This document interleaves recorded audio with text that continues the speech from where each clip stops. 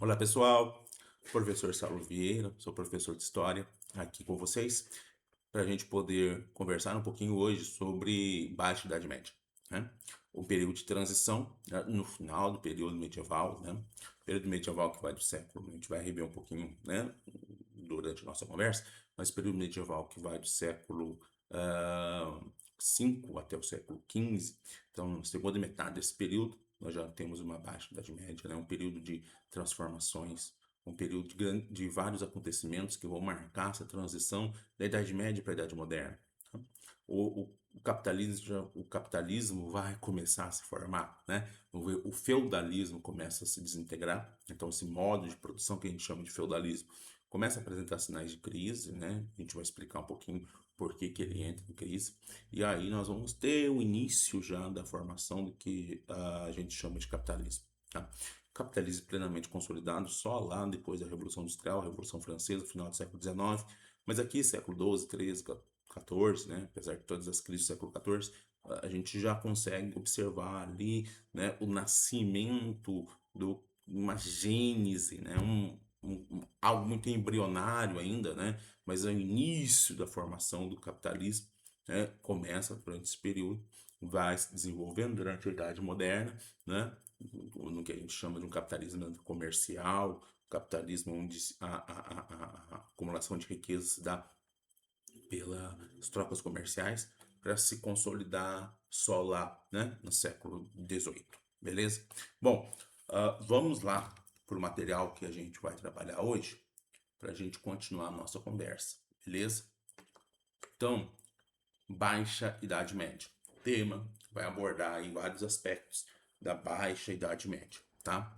O que ficou de fora dessa aula? Ficou de fora dessa aula a formação das monarquias nacionais, tá? Que a gente vai tratar em uma outra aula. Mas aqui a gente vai tratar de Baixa Idade Média, Cruzadas, Renascimento Comercial Urbano, né? Vamos tratar das crises do século XIV. Então, uma aula bem completinha aí sobre Baixa Idade Média, beleza? Então, aquilo que a gente estava explicando, tá? Período medieval, ele vai do século V ao século XV, né? Século V, 476, final do Império Romano, né? Então, 476, Odoacro, um chefe militar de origem germânica, destitui Rômulo Augusto, o último imperador romano, tá? E se proclama rei da Itália. Então, não existe no Ocidente mais uma estrutura política romana, plenamente romana. Tudo bem que os reinos germânicos vão se posicionar como herdeiros e vão ali entender que estão preservando as tradições romanas, né? Mas ao longo da Idade Média, a gente vai percebendo que nós vamos ter várias tradições germânicas. Lógico que algumas tradições romanas vão permanecer, mas nós vamos ter essa Idade Média, né, se formando através do encontro de tradições germânicas com tradições romanas, tá? Né, apesar de termos ali um período que podemos chamar de Antiguidade Tardia, ao longo dos séculos, né, nós vamos ter a formação de um novo sistema que a gente pode chamar de Idade Média, Idade Medieval, ou um modo de produção que a gente chama de feudalismo, tá? E vai até o século XV, a Idade Média, período medieval, vai até o século XV, 1453, que é a data que os historiadores escolheram, né, os historiadores europeus, lá do século XIX, que escolheram como marco do final da Idade Média, né, que foi a tomada de Constantinopla pelos turcos em 1453, tá? A partir daí, inicia-se a Idade Moderna, tá? Então, esse período de quase 1000 anos, ele é dividido em Alta Idade Média e Baixa Idade Média. O que seria a Alta Idade Média? Período marcado pela formação e consolidação do feudalismo. Então, o feudalismo vai se formando, lembra, né, que eu expliquei, o feudalismo vai se formando através de tradições, de costumes, né, romanos e germânicos. Nós temos a formação do que a gente chama de Idade Média, a formação daquele que a gente chama de feudalismo, e esse sistema vai se consolidar. Onde? Na Europa, né? Então, a gente está falando aqui de um período da história que é tipicamente europeu. A América não teve Idade Média na América, né? por que que não teve Idade Média da América? Porque a América, ela passa a integrar o sistema econômico, digamos assim, europeu após 1453, né? Então a gente não tem esse sistema dentro da América, né? Então os europeus eles vão conquistando, vão impondo, né, a seu domínio sobre a América já posterior ao período do feudalismo. Não tem feudalismo na América. Ah, mas pode ter alguns resquícios, né? Porque a sociedade moderna ela apresenta muitos resquícios da Idade Média, mas não tem feudalismo na América, beleza? Então, feudalismo a gente vai entender basicamente um fenômeno europeu, tá? Ruralização, tá? Então apareceu a palavrinha aqui, ruralização. Tá? Então nós temos uma economia voltada para a produção agrícola, uma produção agrícola de subsistência, a maior, grande maioria, esmagadora maioria das pessoas vivendo no campo, né? Cidades praticamente desapareceram. Praticamente. Então quer dizer que não tinha cidade? Poxa, aí não tinha cidade é algo muito ou sim ou não é uma coisa muito forte, né? Então, assim, tinha algumas cidades, até tinham algumas cidades, né? Mas eram pequenas, eram pouco importantes. Roma não deixou de existir, né? Mas o poder não estava na cidade, o poder estava no campo, tá? A gente não vou entrar em detalhes aqui, porque daí a gente vai entrar numa aula que já tínhamos abordado, né? Que é do feudalismo propriamente dito, né?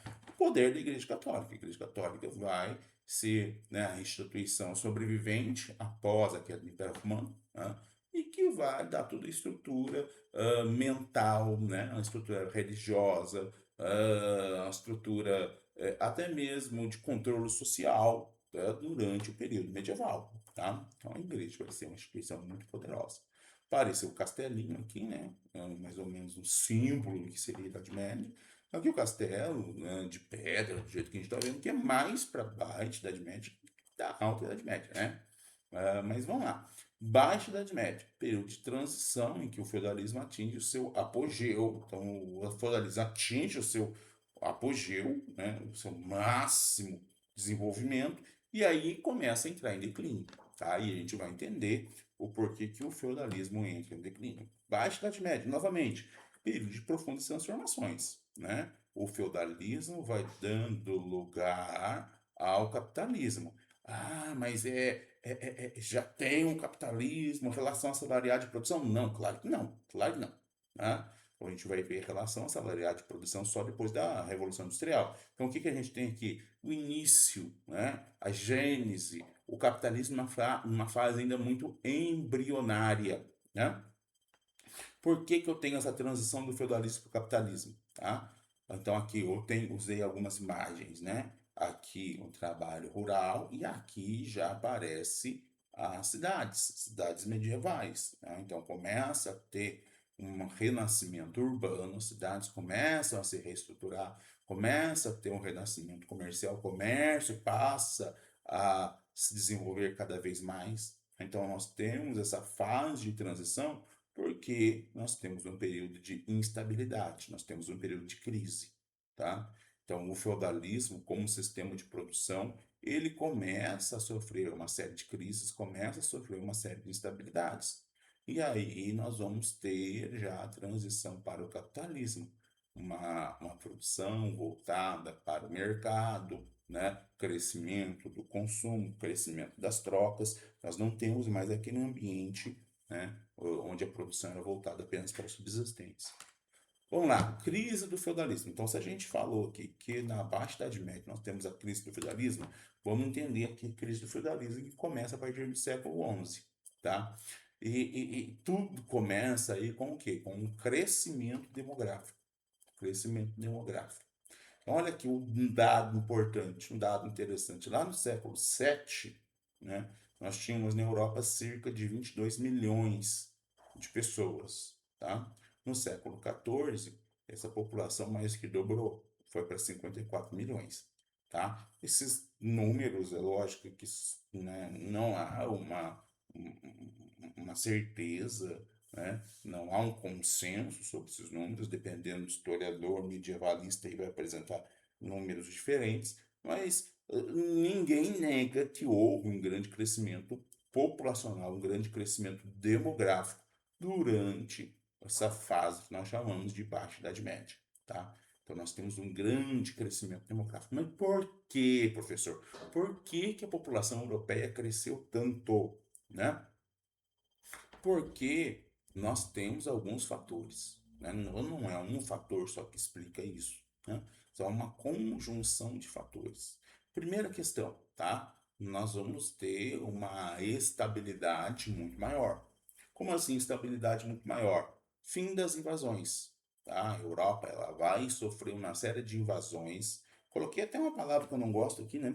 Invasões bárbaras. Mas assim, são bárbaros aí que significam o quê? São todos os povos não cristãos, né? Então, lá no Império Romano, né, os bárbaros, né, eram quem não falavam latim, né? Quem não comungava, os povos que não comungavam da cultura romana. Lá na Grécia também, bárbaros é quem não falava grego, quem não comungava da cultura grega. Então, quem não comungava da cultura greco-romana, quem não falava latim, né? Lá no Império Romano era considerado bárbaro, tá? Então nós temos aqui, não entenda essa palavra, bárbaro, como um sinônimo de uma cultura, de uma sociedade mais atrasada. Não é isso. Aqui, então, né, se a gente está falando de feudalismo, invasões bárbaras, invasões de povos que não comungavam, né, dos costumes, da cultura, das crenças europeias, né? Se, vamos voltar um pouquinho no feudalismo, se a gente entende que o feudalismo, durante o feudalismo, nós não temos uma política centralizada, né? Então nós temos uma política descentralizada, até mesmo os reis não tinham grande poder, o poder estava na mão dos senhores feudais, né? Então a gente não tem uma unidade política, tá? Pensa comigo. Lá no Império Romano, nós tínhamos a unidade política, que é o Império Romano. Aqui no feudalismo, aqui na Idade Média, nós não temos uma unidade política, mas nós temos uma unidade religiosa. Tá? Então, se o europeu aqui não pode falar que ele é um cidadão romano, porque não existe essa unidade política, né? Nem um cidadão europeu, né? Ele é um habitante do feudo X, né? Ele é um camponês que deve obrigações para o senhor feudal lá, X, para o marquês, para o visconde tal, tá? Né? Então não existe uma unidade política, mas existe uma unidade religiosa. Então os europeus se identificam como o quê? Os europeus se identificam como cristãos.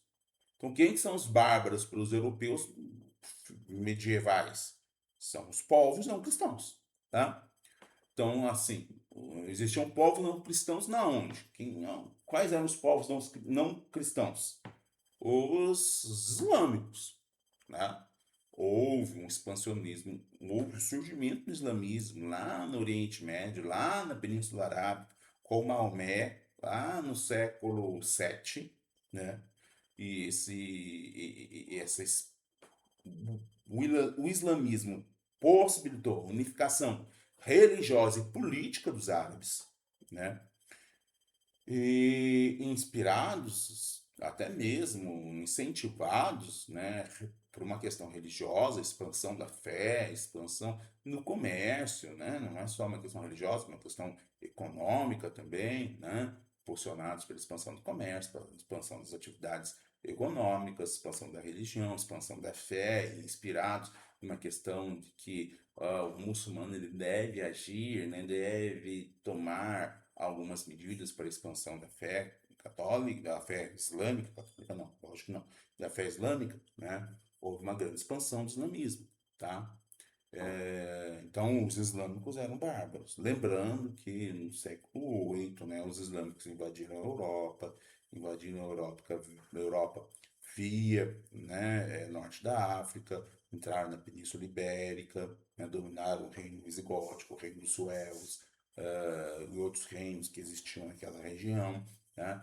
e foram impedidos de se expandir pela Europa pelos francos, na Batalha de Poitiers em 743, 732, acho, não tenho certeza, mas 732, tá? Acho. Ah, então, esses árabes, esses islâmicos, esses, né, os habitantes ali do norte da África, que eram conhecidos como mouros, né, invadiram a Europa, tá? Isso traz um ciclo de guerras, né, de batalhas, de violências que faziam com que houvesse uma grande mortalidade, tá?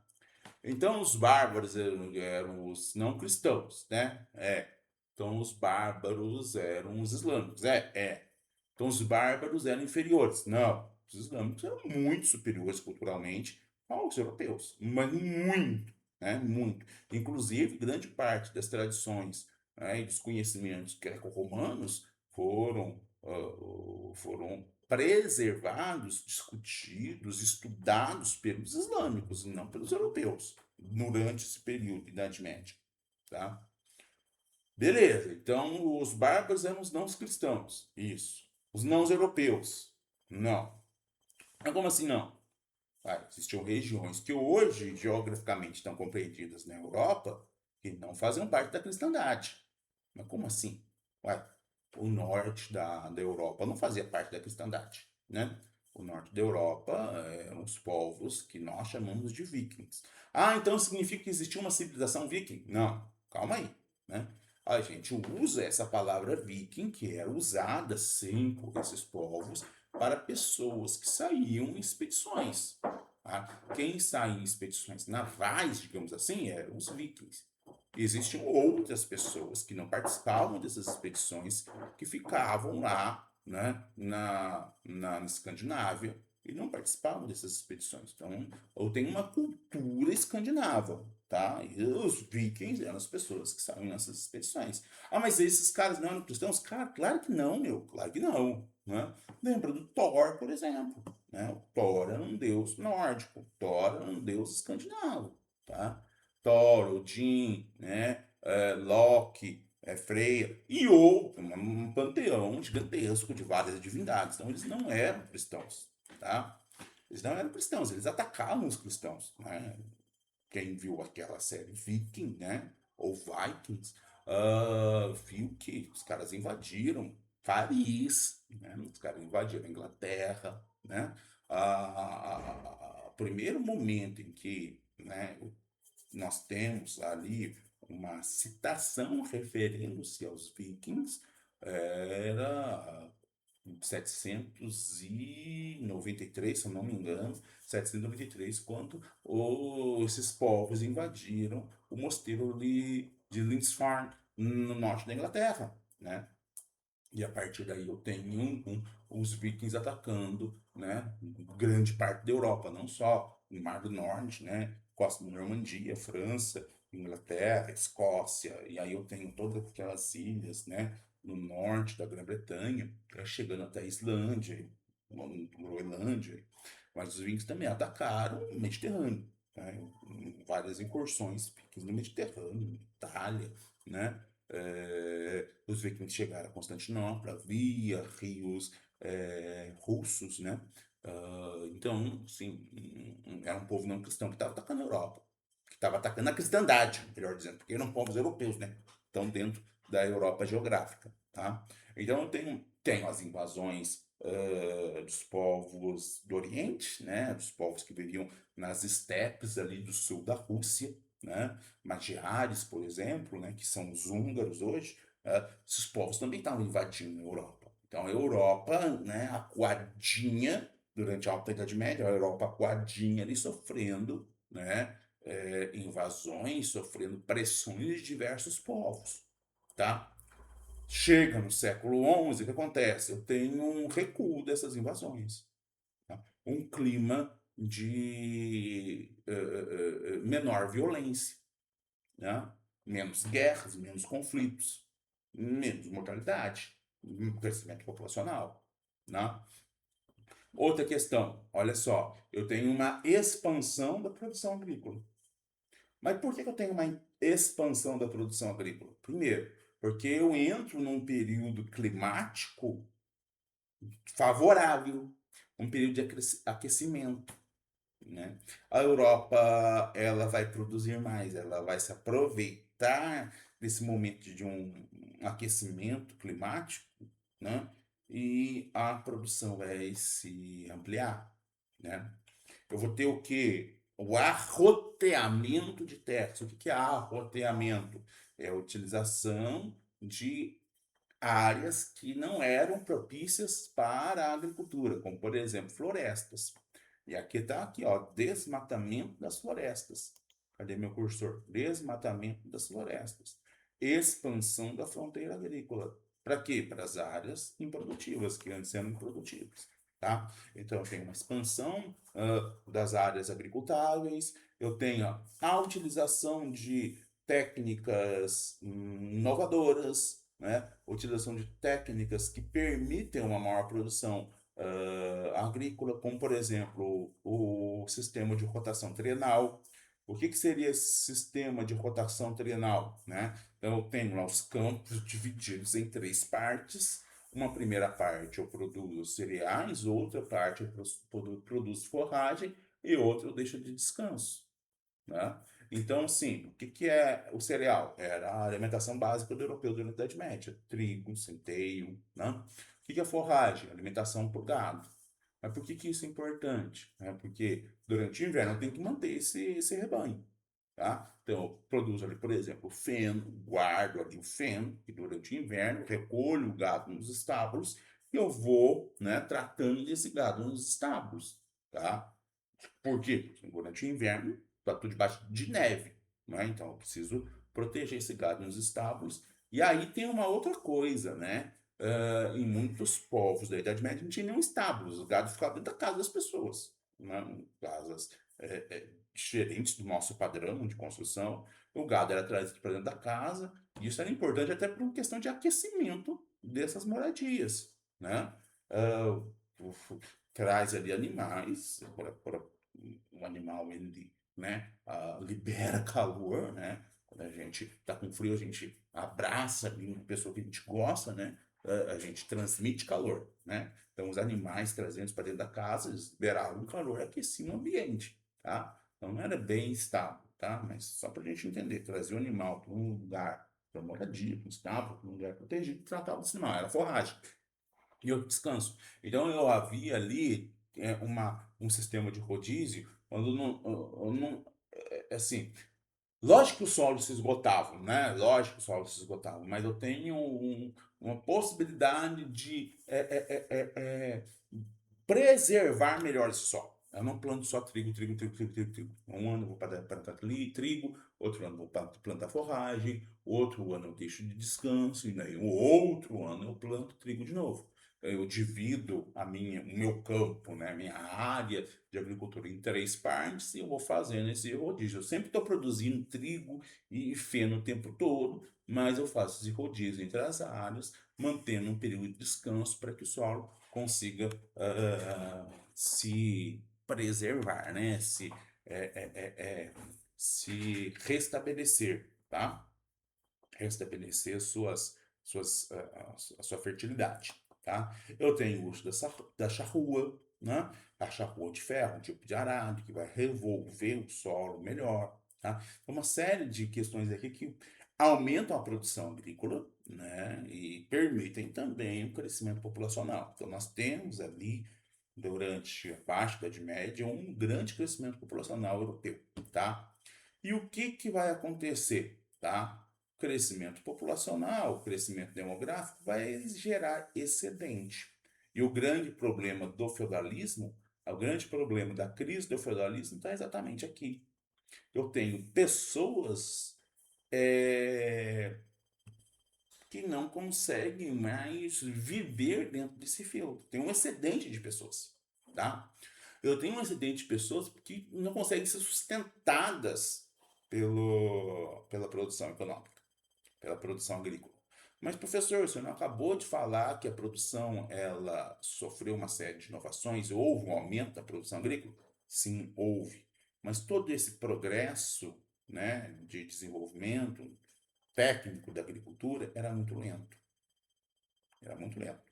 Então, eles não. A população cresceu, lógico. A produção, vamos lá. A produção de alimentos cresceu, junto com outros fatores, estimulou o crescimento populacional, mas o crescimento populacional era muito maior que o crescimento de produção de alimentos. O crescimento da capacidade de produção de alimentos era menor que o crescimento populacional. Tá? E por que que não aumentava, então, a produção de alimentos? Aí temos vários fatores que impediam. Por exemplo, esse progresso técnico era muito lento, não dava para produzir mais, porque não tinha técnica para produzir mais, né? Tinha ausência da mentalidade produtivista, né? Eu não tinha essa mentalidade, vou produzir mais porque eu quero, né, vender mais, eu quero ganhar mais. Não tinha essa mentalidade que é tipicamente do capitalismo, não é do feudalismo, tá? O trabalho eram trabalhos, aqui não saiu um i, tá? De subsistência, não subsistência, pelo amor de Deus, é aqui um erro aí. É um trabalho de subsistência, trabalhava-se para a subsistência, para conseguir me manter, não para enriquecer. Esse pensamento de enriquecimento não é um pensamento medieval, né? A ganância, a soberba era vista como pecado. Então a igreja condenava isso, tá? Bom, poxa, mas gente, precisa entender que, poxa, se a igreja condenava, a maioria das pessoas pensavam dessa forma. É pecado, eu nem vou pensar nisso, tá? Havia, assim, as pessoas querendo, né, produzir mais, tá, para ganhar mais, a igreja condenando. Não, a igreja condenava, a maioria das pessoas pensavam junto com a igreja, tá?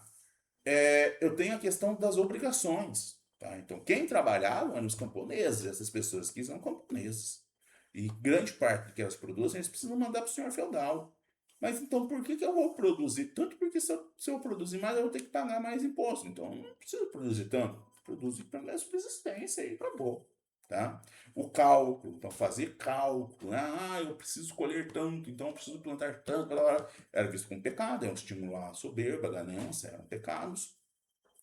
E lembrando que a agricultura estava sujeita a intempéries, né?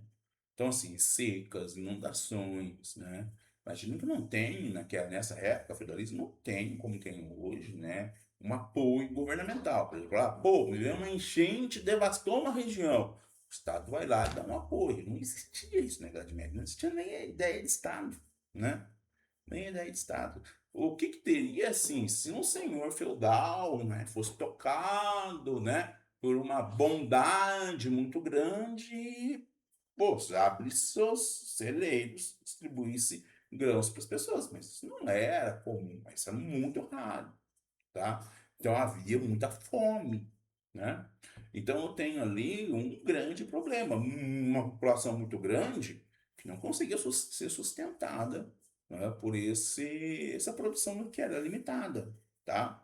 Então o que que eu tenho? Fuga ou expulsão de servos dos domínios feudais, né? Então vamos lá, eu sou senhor feudal, tem uma sambada de gente aqui no meu feudo, tá? Não consigo, né, manter todos eles. Pô, eu vou expulsar esses caras. Eu não preciso desses caras, tá? É um excedente, tá? E muitos fugiam. Agora tem que entender o quê? Eu não estou falando de feudalismo, estou falando de Idade Média. Não é que nem hoje, individualismo. Eu vou me virar, eu vou dar um jeito, vou montar uma empresa, eu consigo, o indivíduo é importante. Não, eu estou falando da Idade Média, né? Onde coletivismo é importante. Então, uma pessoa sozinha não conseguia sobreviver, tinha que se unir a outras pessoas. Mas se eu fui expulso do feudo, não pertenço mais a essa comunidade feudal, né? Para onde que eu vou? Pô, vou para as florestas, vou me unir a bandos de salteadores, de bandidos, tá? Muito comuns nessa época na Idade Média, tá? Migração para cidades e vilas, tá? Então o pessoal saiu ali no ambiente rural, começou a ir para as cidades, para as vilas, a população urbana vai crescendo. Vão se dedicar ao que nessas cidades e nas vilas? Vão se dedicar à produção artesanal, vão se dedicar a ao comércio. A gente vai ver isso daqui a pouco, tá? E, bom, se eu tenho uma população muito grande, se a produção, se o modo de produção feudal não consegue, né, manter essa população, isso eu tenho uma série de questões ali que eu não consigo ter técnicas mais avançadas, uma forma de produzir mais é ter mais terras. Então, uma necessidade de mais terras. Uma necessidade de mais terras, até mesmo por parte da nobreza, né? Porque os nobres também passaram a ter mais filhos, tá? E esses filhos nobres precisam de mais terras, precisam se tornar senhores, tá? Os camponeses precisam trabalhar nessas terras. Então, todas essas consequências dessa crise vão levar a dois fenômenos aqui. O renascimento comercial urbano, que a gente vai falar daqui a pouco, e o movimento cruzadístico. Né? O que foi o movimento cruzadístico? Expedições cristãs para a expansão da cristandade. Então, vamos conquistar mais terras, vamos expandir os nossos domínios. Tá? A ideia ali de mais terras para aumentar a produção, mais terras para. Porque os nobres precisavam de mais terras, havia mais nobres, precisando de mais terras. Então, nós vamos ter o que a gente chama de movimentos cruzadísticos. Tá? E que a gente pode chamar de cruzadas também. Né? Então, o que são as cruzadas? São expedições militares cristãs, tá? Então, estou falando ali do cristianismo, estou falando da Europa. E são expedições militares. Tá? Então, quando a gente fala de cruzadas, aqui não é expedição missionária. Ah, religiosos europeus saíram, né, pregando o cristianismo. Não, não, não é isso. Estou falando de expedição militar, tá? Está muito ligado à religião, claro que está muito ligado à religião. Tá? E quando a gente pensa em cruzados, a gente vai lembrar lá de quem? Por exemplo, dos Cavaleiros Templários, que eram monges, tá? Eles eram monges e eram militares. Então, eram monges que desciam para porrada, né? Ou seja, eles eram treinados nas habilidades militares, sabiam lutar, né? Eram guerreiros, mas faziam votos monásticos, tá? Serviam a Deus matando os infiéis, né? Matar infiel nessa época não era pecado, né? Bom, então eram expedições militares cristãs que foram convocadas, de certa forma, organizadas pela Igreja Católica para a expansão da cristandade, né? Reconquistar a Terra Santa, onde ficava Jerusalém, e do domínio muçulmano enquanto a expansão islâmica, tá? Bom, mas a gente pode usar a palavra cruzada não só para as expedições que partiram para a Terra Santa. Terra Santa, onde hoje está Israel, Palestina, Líbano, Síria, tá? Não foram só para essa região. Foram para essa região, claro que foram. Foram para o Oriente Médio para quê? Para retomar o controle das regiões da Palestina que eram consideradas sagradas pelo cristianismo. Por que essas regiões são consideradas sagradas para o cristianismo? Porque foram umas regiões onde Jesus viveu, onde Jesus pregou, onde Jesus realizou milagres. Tá? Então, esses locais eram sagrados, onde Jesus foi morto, onde ele ressuscitou. Todos esses locais, né, eram considerados sagrados. Aí tem, né, aquela história do Constantino. A mãe do Constantino foi para essa região, né, e ela achou os lugares sagrados, onde Jesus morreu, onde ele foi sepultado, né? Esses lugares se transformaram em igrejas. Esses lugares eram centros de peregrinação, tá? Eram centros de peregrinação. Com a conquista islâmica da região, que primeiro foram os árabes, depois foram os turcos, né? E aí nós temos alguns sendo mais tolerantes, outros nem tanto, tá? Mas com a conquista islâmica, o que acontece é que os cristãos começam a ter uma série de empecilhos para poder visitar essas regiões sagradas. Mas como eu estava falando, ocorreram outros movimentos cruzadísticos, tá? Não só em direção à Terra Santa. Os mais importantes foram em direção à Terra Santa. Mas a gente não pode esquecer, né, da Guerra de Reconquista na Península Ibérica, né? Campanhas cristãs contra os domínios muçulmanos no que é hoje Portugal e Espanha, né, na Península Ibérica. Tá? As Cruzadas Bálticas lá na Europa Oriental, expedição contra povos que ainda eram pagãos, lá no Mar Báltico, né? Esses povos bálticos ainda eram pagãos, eles não eram cristãos, né? Foi uma expansão do cristianismo nessa região. E dentro da própria cristandade, né? Dentro da própria Europa cristã, nós tivemos cruzadas para erradicar heresias. O que são heresias, né? Heresias são aquelas doutrinas religiosas divergentes do que é imposto pela Igreja Católica. Tá? Então a Igreja Católica tinha doutrina, impunha sua doutrina, e movimentos religiosos dos mais diferentes mantinham assim uma doutrina diferente. E para a Igreja Católica eles eram hereges. Né? E havia necessidade de erradicar essas heresias. Ninguém podia pensar diferente, né? Então, não havia liberdade religiosa. Então, essas heresias eram erradicadas, destruídas. E aí, a gente tem, na França, a Cruzada Albigense, né? Os albigenses também eram chamados de cátaros, tá? É uma outra concepção religiosa divergente da concepção católica, tá?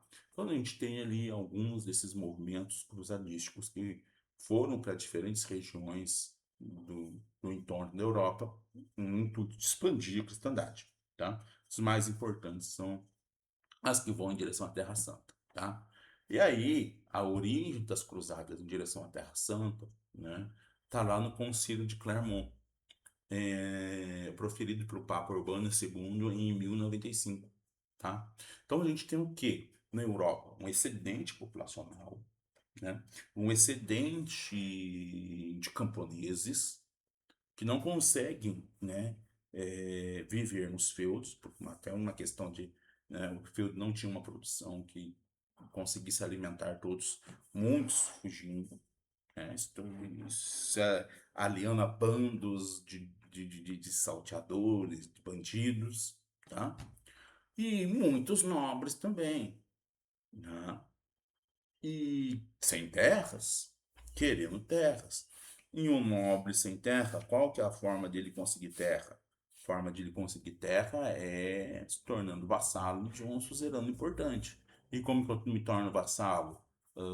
Participando de algum conflito militar e provando a minha importância, tá? Poxa, então a violência na Europa cresceu nesse momento, cresceu, a violência na Europa cresceu. E olha o discurso do Urbano II, do Papa, né, no Concílio de Clermont. Aqui está a imagenzinha do Concílio de Clermont, né? Clermont é uma cidade francesa. Deixai os que outrora estavam acostumados a se baterem, né, a guerrearem, né, contra os fiéis. Então aqui que ele está falando assim, ó, cristãos, parem de brigar entre si, tá? Então vocês estão acostumados a se baterem, a se guerrearem aí os cristãos contra cristãos em guerras particulares, deixe esses que estão se debatendo aqui lutarem contra os infiéis. Deixai os que outrora foram mercenários, abaixo de salários, receberem agora a recompensa eterna. Então vocês estão se lutando aqui, cristão contra cristão, né, mercenário por baixo salário. Poxa, vai lá lutar contra os infiéis. Quem que são os infiéis? Os islâmicos. Vocês vão receber uma recompensa eterna, que é a perdão dos pecados. Na verdade, olha aqui, ó, a indulgência plena, tá? Ou seja, todos os pecados dos cruzados foram redimidos, ou seja, foram perdoados. A igreja prometia, então, a esses caras que iam lá guerrear contra os islâmicos, se você for guerrear contra os islâmicos, matar mais islâmicos, cometer mais pecados, seus pecados vão ser perdoados. Aliás, né? Matar um islâmico não era um pecado, tá? Então, quais são os fatores aí das cruzadas, né? Por que que esses caras foram, né, para a Terra Santa, né? Bom, fatores religiosos, a expansão da fé, tá? Retomada dos locais sagrados para o cristianismo, que a gente já falou. Tentativa de reunificação da igreja. Por que reunificação da igreja? Porque lembre que em 476, quando o último imperador romano do Ocidente foi deposto, continua existindo um império do Oriente, o Império Romano do Oriente, o Império Bizantino, né? E o Império Bizantino, ao longo do tempo, foi se tornando muito mais grego do que romano. Tá? Então, ele está, o Bizâncio, né, que hoje é Constantinopla, né, não, desculpa, né, Bizâncio era um nome da região, né, de influência grega, uma colônia grega. Constantinopla foi a cidade construída por Constantino para ser a nova capital, naquela época chamava-se Constantinopla, né, ficava próximo da Grécia, hoje se chama Istambul, fica próximo da Grécia, né? Então tinha muita influência da cultura grega. Então ela foi se tornando mais grega do que romana. Foi criada, foi fundada por romanos, mas ao longo do tempo foi se tornando mais grega do que romana, tá? E em termos de religião também, né, eles foram se diferenciando da igreja romana, da igreja católica romana, tá? Até um dia em que a máxima autoridade da igreja de Constantinopla, que era o patriarca de Constantinopla, falou assim: pô, eu não vou mais aceitar ordens do Papa Romano. E eu vou então me desligar da Igreja Romana. É o Cisma do Oriente, de 1054. Cria-se a Igreja Ortodoxa. Né? Então a Igreja Oriental passa a ser a Igreja Ortodoxa. São cristãos, mas não são católicos. Tá? Então, né, praticamente toda a Europa, a Igreja Católica Romana, né? Papa está em Roma, e o Papa é a principal autoridade, e no Império Bizantino a Igreja Ortodoxa, principal autoridade, o Patriarca de Constantinopla. Tá? Uma tentativa de reunificar as igrejas. Tá? Territoriais, nós já falamos isso, conquista de novas terras. Tá? A demanda da pequena nobreza, né? A demanda da nobreza era conquistar mais terras. Ali, ó, os templários aí que eu tinha falado na imagem, né? Lá Jerusalém ao fundo, né? E os templários aí marchando, né? Templários com essa cruz, né? No peito, né? Ah, Bom, deixa para depois, né? Ia falar alguma coisa aqui, mas deixa para depois, tá? Ah, Pressão demográfica, tá? Eu tinha um excedente populacional na Europa, então eu preciso deslocar parte dessa população para novas terras, então eu preciso de conquistar novas terras, né? Questões comerciais também, né? Havia ali a intenção de reabertura do mar Mediterrâneo, tá? Reconquista das rotas comerciais pelo mar Mediterrâneo, tá? A ideia do mar Mediterrâneo se tornar, né, uma rota comercial, né? Trazer produtos do Oriente para a Europa, né? Durante grande parte da Idade Média, o mar Mediterrâneo foi conquistado pelos islâmicos, né? Os europeus não tinham, né, liberdade de navegação no mar Mediterrâneo, o comércio com o Oriente via, né, o Oriente Médio, via Constantinopla, ele diminuiu muito, né? Então havia necessidade aí, uma intenção aí de reconquistar o mar Mediterrâneo para retomar os contatos comerciais, né? E aí a gente tem a famigerada Quarta Cruzada, que em vez de atacar, né, islâmicos, atacou cristãos, né, atacou Constantinopla, né, dominou Constantinopla, a mando do Dodge, né, do governante de Veneza, que pediu para os cruzados, falou assim, vocês precisam de carona até a Terra Santa, precisam dos meus navios para chegar à Terra Santa, eu dou carona para vocês, mas primeiro vocês vão ter que fazer um servicinho para mim, né? Foram lá para Constantinopla e dominaram Constantinopla, tá? E aí, né, um pouquinho sobre as cruzadas, sobre, né, as cruzadas. Quantas cruzadas ocorreram? 8 cruzadas, tá? Oficiais. Quer dizer que ocorreram outras cruzadas? Ocorreram, né? Cruzada dos mendigos, né? Paralela ali à primeira cruzada, né? Essa ideia de que vamos retomar a Terra Santa, né? Alguns pregadores populares regimentaram uma grande quantidade de pessoas, né? Que não eram, né, guerreiros, né? Os guerreiros eram os nobres, uma grande quantidade de pessoas que não eram guerreiros e partiram para o Oriente Médio, não foram trucidados. E um determinado outro momento, a gente não vai entrar em detalhes aqui, né? Mas em outro momento, pensou-se que os cruzados não obtiveram sucesso porque os cruzados estavam cheios de pecados, né? Então, vamos pegar quem? Ah, as crianças são inocentes, elas não têm pecados. Então, vamos com as crianças para o Oriente Médio. E as crianças, Deus vai conduzir essas crianças até a vitória. A maioria foi vendida como escravos, tá? Vamos lá, primeira cruzada, né, convocada pelo Papa Urbano II, nós já falamos, no Concílio de Clermont, né? E aí, né, aquela expressão Deus louvut, né? Deus o quer, né? Então, tudo que os cruzados faziam, né? As maiores atrocidades que eles cometeram um monte de atrocidades, né? Trucidaram cidades inteiras, né? Inteiras, né?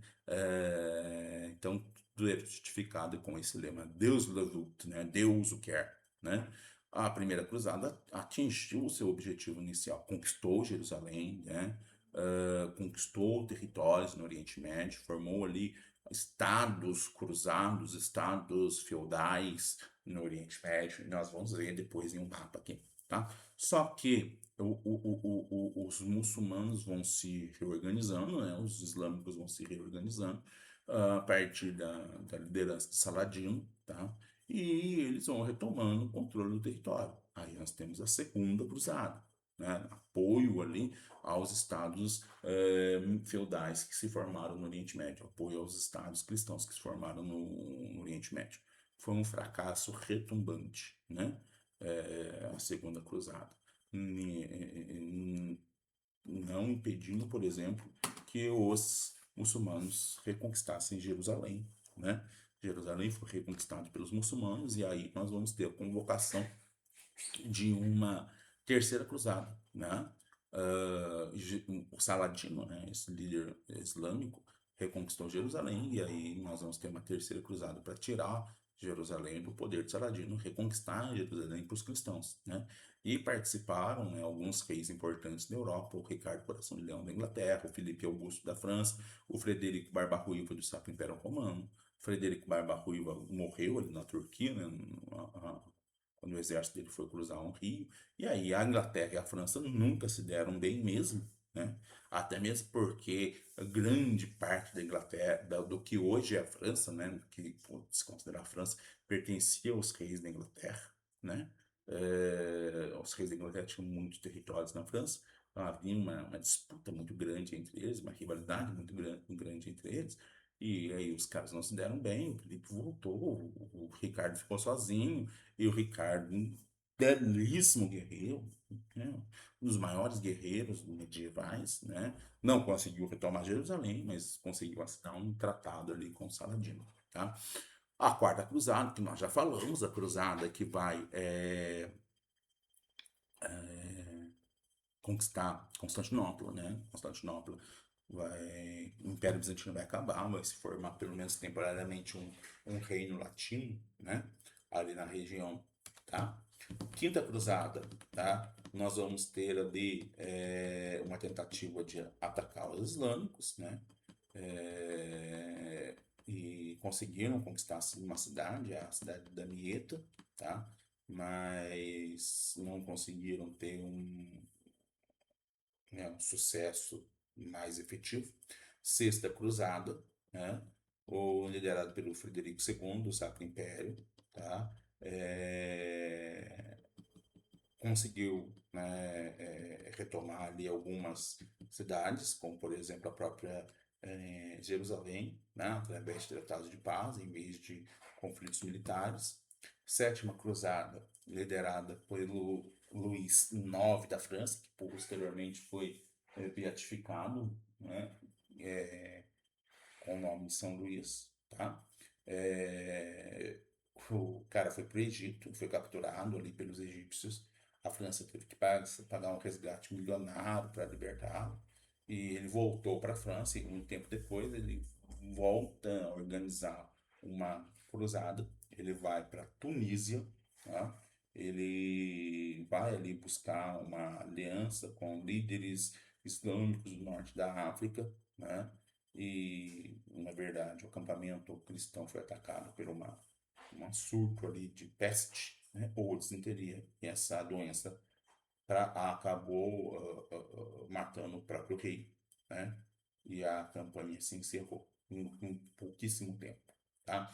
Um pouquinho aí de cada uma das cruzadas. E aqui, né, estão aí as rotas que os cristãos fizeram para chegar na Terra Santa, né? Então, estou falando aqui das cruzadas em direção à Terra Santa, né? Citei ali a Guerra de Reconquista aqui na Península Ibérica, né? A Albigense, a guerra, as Cruzadas Bálticas nem aparece aqui, né? Mas aqui as rotas, né, das 8 cruzadas em direção, né, ao Oriente Médio, à Terra Santa, tá? Lembrando que algumas cruzadas, rotas terrestres, olha a primeira cruzada, né? Uma rota terrestre. Posteriormente, depois que eles vão reconquistando o mar Mediterrâneo, as rotas passam a ser marítimas, tá? Muito mais fácil, né? E aí, os reinos que foram os reinos, os principados, os estados feudais do Oriente Médio, né, que foram organizados aqui, o Condado de Edessa, o Principado de Antioquia, o Condado de Trípoli e o Reino de Jerusalém. O Principado Armênio da Sicília, que é a Pequena Sicília, era um reino cristão também, mas não era um reino cruzado, tá? Apoiava os cruzados, né? Os reinos cruzados estão com as cruzinhas aqui, né? O Principado Armênio era cristão, dava um certo apoio, eles não eram um reino cruzado propriamente dito, tá? Esse território que foi conquistado pelos cristãos, depois os islâmicos vão retomando o controle dessas regiões. Ao final, os cruzados perdem todos os territórios que haviam conquistado na região, tá? Bom, então, se, né, por parte ali de sucesso militar na cruzada é um fracasso, porque ao final desse período os cristãos não conseguem manter os territórios que tinham conquistado na região, né? Quais foram as consequências das cruzadas? As cruzadas tiveram consequências importantes? Muito importantes. E a gente vai tratar de algumas delas, tá? De novo, as cruzadas foram um fracasso militar. Apesar de um sucesso inicial, conquistando territórios na região, né, esses territórios não conseguiram ser mantidos pelos cristãos. Tá? Então, os cristãos perderam esse território. Tá? Eles não conseguiram manter os territórios ali na região. Tá? Mas as cruzadas tiveram importantes consequências. Tá?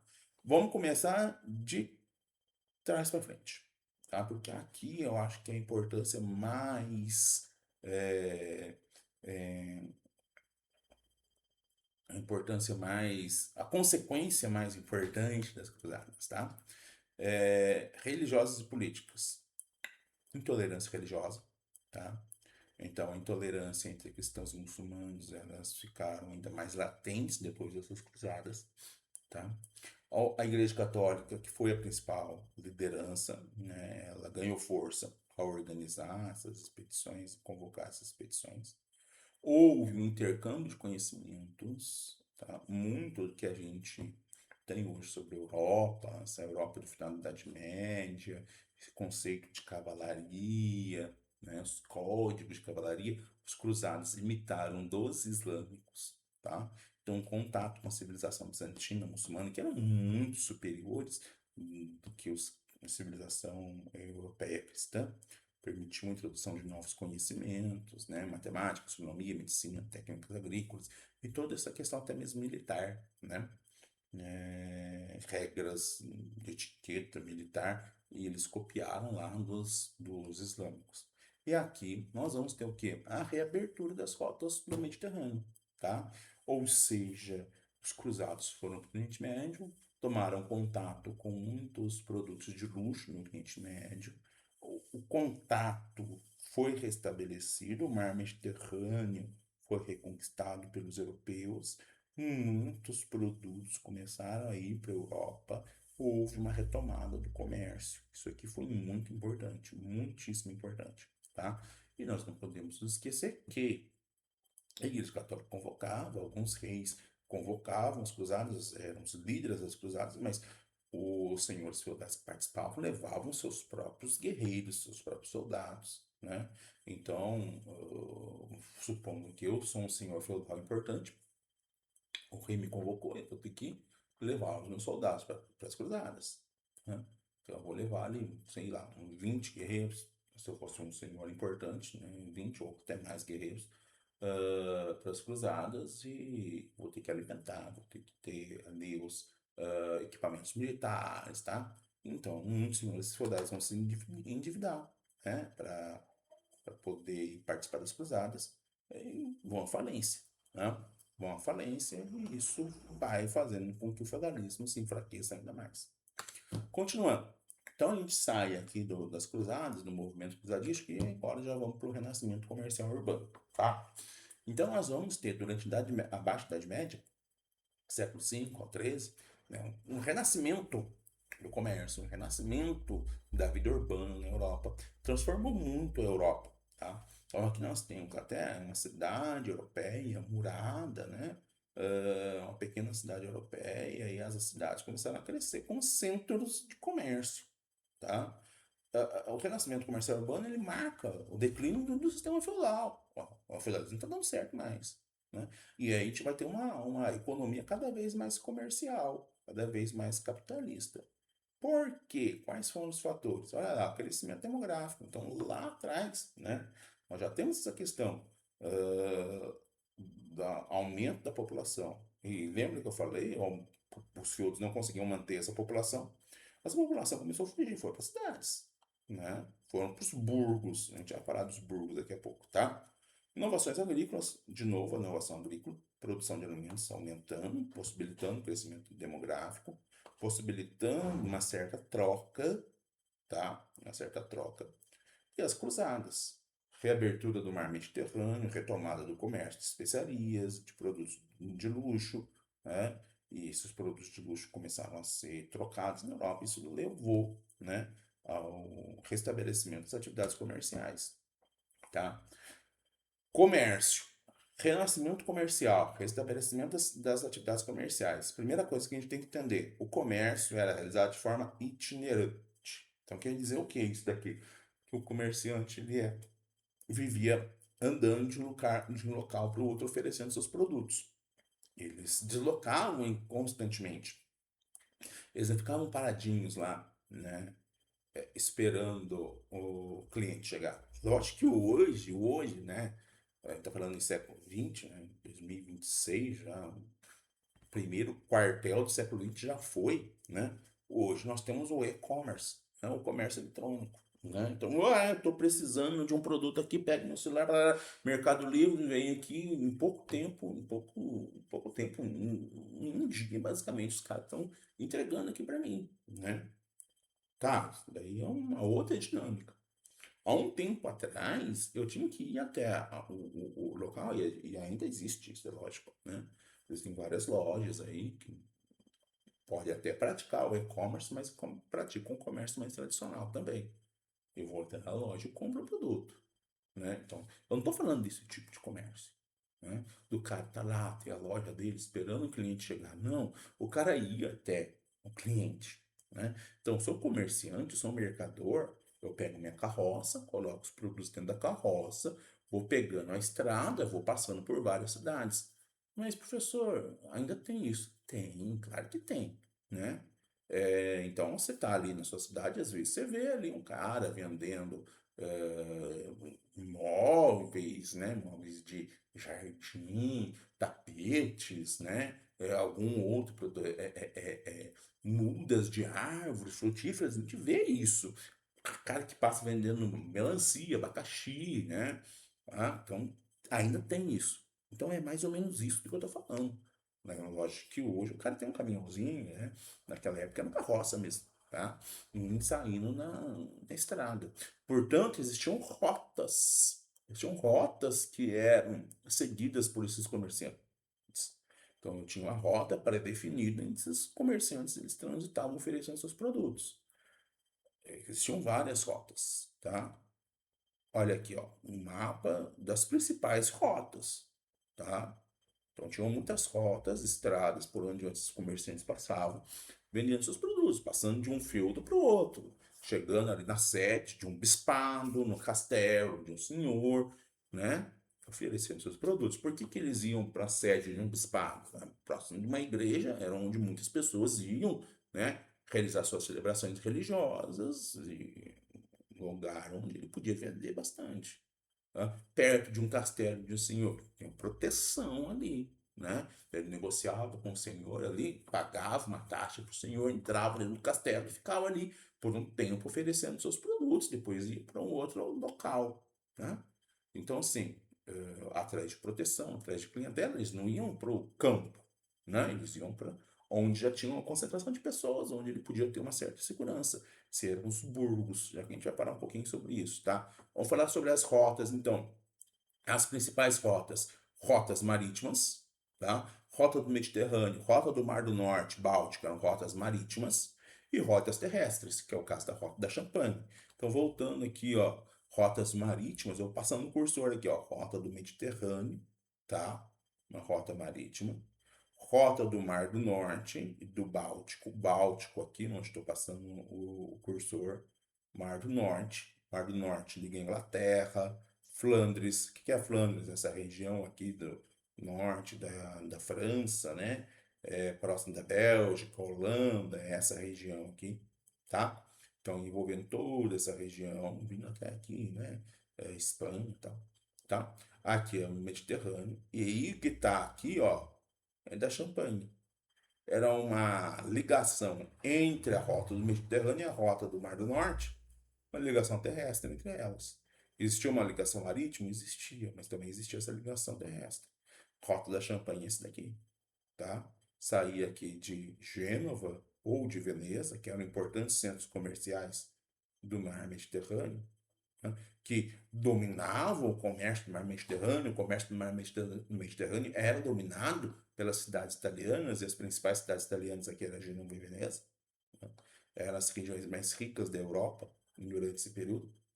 Outra região muito rica era o Mar do Norte. Essa região da Flandres, né? Região aqui da Alemanha, norte da Alemanha, tá? Então essa rota da Champagne que era uma rota muito importante. E a região da Champagne aqui, ó. Essa aqui é a região da Champagne, tá? Ah, é o nome da bebida? É o nome da bebida. Por quê? Porque a bebida foi criada nessa região, tá? Então quer dizer que não é a bebida que dá nome à região, é a região que dá nome à bebida. Beleza? Voltando lá. Tá? Então, olha, rota do Mediterrâneo, controlada pelas cidades italianas, principalmente Veneza e Gênova, já falamos. Era a principal via de comunicação entre Oriente e Ocidente. Tá? Então, os produtos orientais, eles não eram provenientes dessa região, eles eram provenientes lá das Índias, do Sudeste Asiático, da China, né?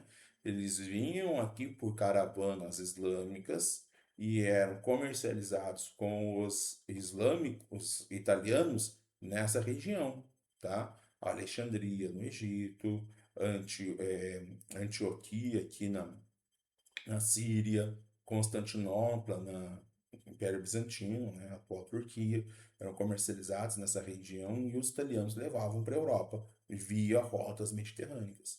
E esses produtos se espalhavam para a Europa via terrestre, via marítima, pelas rotas do Mar do Norte, por outras rotas terrestres, né, que ligavam a Europa toda. Voltando, tá? Então aqui, ó, produtos, especiaria. Então, o que que vinha do Oriente? Especiarias, pimenta, canela, cravo, né?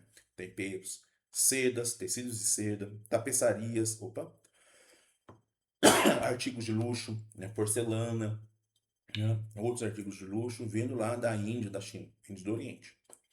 Rota do Champagne era o elo terrestre entre as rotas do Mediterrâneo e a rota do Mar do Norte. Ligava, né, dois centros econômicos importantíssimos da Europa, as cidades italianas e a região da Flandres. Tá? Rota do Mar do Norte e do Mar Báltico abrangia o norte da Europa, né, a região da Flandres. Tá? Muito produção de tecidos na região da Flandres, região muito rica. E portos do Mar Báltico, Mar do Norte, Inglaterra, Dinamarca, Alemanha, Noruega, Suécia e por aí vai. Beleza? Muito bem. Bom, vamos lá. Então, voltando aqui, ó, quando uma rota se cruzava com a outra, ou quando a rota chegava em um local importante, um castelo, uma sede de bispado, papapá, realizavam-se feiras. Então, as trocas comerciais eram realizadas principalmente nas feiras. Essas feiras eram, né, realizadas em cruzamentos de rotas, tá? Então, onde uma rota se cruzava em outra, o entroncamento dessas rotas comerciais em cidades já importantes, né? Havia uma questão de segurança, por quê? Porque era realizado dentro de um castelo, dentro de uma área que podia, né, possibilitar uma segurança maior, tá? Então estavam livres ali de uma ah, de bandidos, de ladrões, né, que poderiam roubar esses comerciantes, né? E essas feiras atraíam ainda mais mercadores, né? Mais mercadores, né? Mais pessoas iam para essas feiras comprar produtos, papapá, papapá. É a feira que a gente tem hoje, é mais do que isso, né? A feira que a gente tem hoje, as feiras nas cidades, né, que vendem frutas, legumes, parará, parará, é, é mais um comércio local. Aqui eu estou falando do comércio internacional. Ah, então quer dizer que pode ser ali as feiras ocorridas em datas religiosas? Pode ser, é mais próximo. Que geralmente essas feiras aconteciam em cidades próximas a festas de padroeiros, alguma coisa do tipo, que já atraíam uma população maior para essas cidades. Então, quando tem a festa da padroeira da cidade, né, principalmente cidades no interior, cidades pequenas no interior, onde vêm muitas pessoas vendendo produtos, é mais ou menos isso daí. Não é bem isso daí, porque o mundo hoje está diferente, mas é mais ou menos isso daí. Mas eu comparo também com aquelas grandes feiras, né, de alguns setores da economia, por exemplo, né? Sei lá, feira de calçados, feiras de eh, roupas, feiras de algum produto qualquer, né? Que vem ali num grande pavilhão, né? São Paulo tem muitas essas feiras, num grande pavilhão, vem vários expositores de diferentes lugares do mundo, feira de automóveis, papapá, papapá, papapá. Talvez mais próximo disso, tá? Agora, como que era a troca comercial na Idade Média? Era por escambo. O que que é o escambo? É um produto por outro. Agora, você já imaginou? Cara, eu sou um comerciante, eu vou levar lá tantos quilos de couro para trocar por tecido de seda. Pô, meu, não dá, né, cara? Não dá. Então, quando o comércio foi se desenvolvendo, as feiras foram se desenvolvendo, foi impulsionando o retorno das moedas, né? Então, ó, aqui, ó, o retorno das moedas, intensificação das trocas. O sistema de escambo deu lugar à circulação de moedas, tá? Então começa a circular moedas. Poxa, mas se não havia uma unidade nacional, né? As monarquias nacionais vão estar se formando nesse período e não existe uma unidade nacional. Quem que cunha essa moeda? Cada feudo cunhava a sua própria moeda. Então, cada senhor feudal fazia lá a sua moeda, o seu dinheiro. E você já imaginou a bagunça que era nessas feiras? Era moeda de tudo quanto é feudo.